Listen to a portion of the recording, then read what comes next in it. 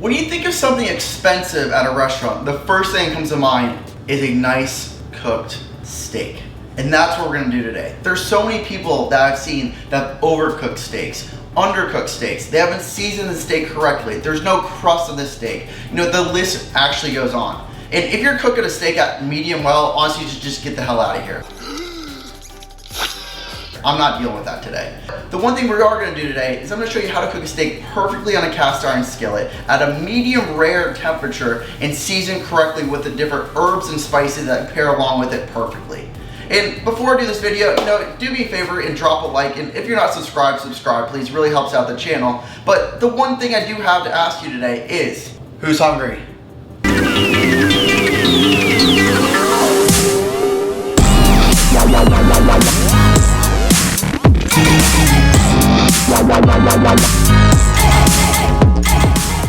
Today we're starting off with a 28-day dry-aged ribeye steak.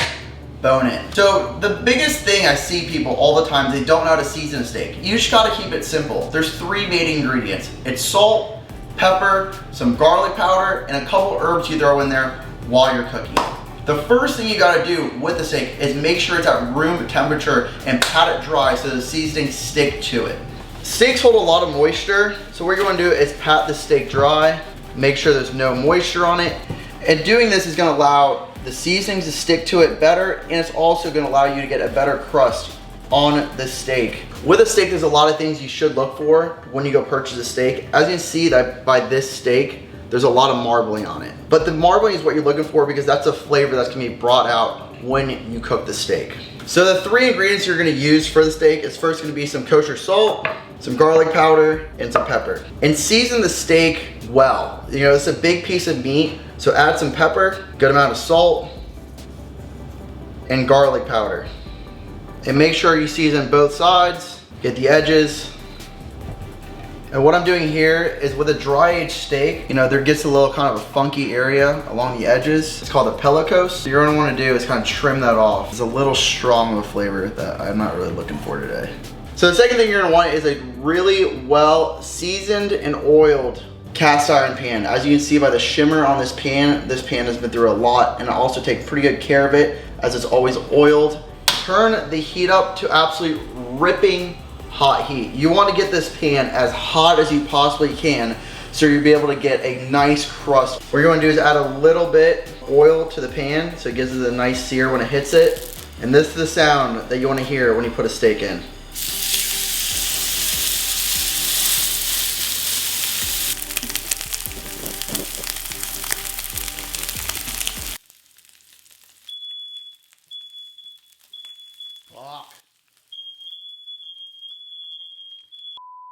And be prepared for your fire alarms to go off on this one. And this is the crust that you're looking for. Something like that. And start adding some butter with some thyme and some rosemary. Slowly start spooning on top of the steak.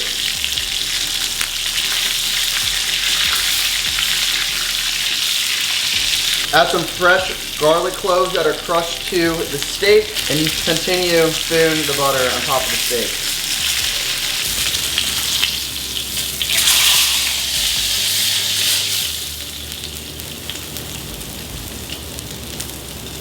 Look at the crust that steak has.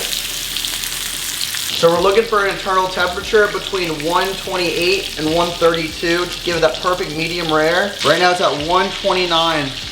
On the dot, if you guys can see that. Take the steak off and let it rest for 10 minutes. And all these herbs and spices and garlic that are in here, the reason we put a lot of butter in it is because we're gonna cook some asparagus also inside of that. This is asparagus that we're using right here. Just throw it in here.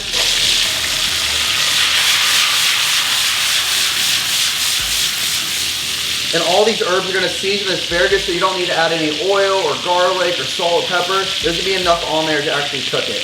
One trick I do, add a little water to the mixture, turn up the heat quite a bit, steam it within that mixture of seasonings.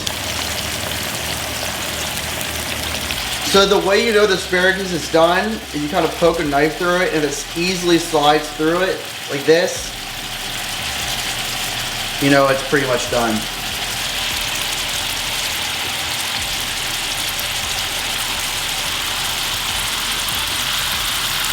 All right, so this is what you end up with. A perfect ribeye steak that's juicy with some nicely cooked asparagus. I don't know what more you could possibly honestly ask for.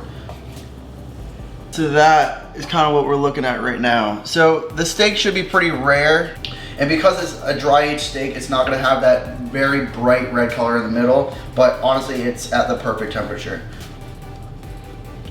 I'm sure 100% gonna eat this whole thing. Try the asparagus.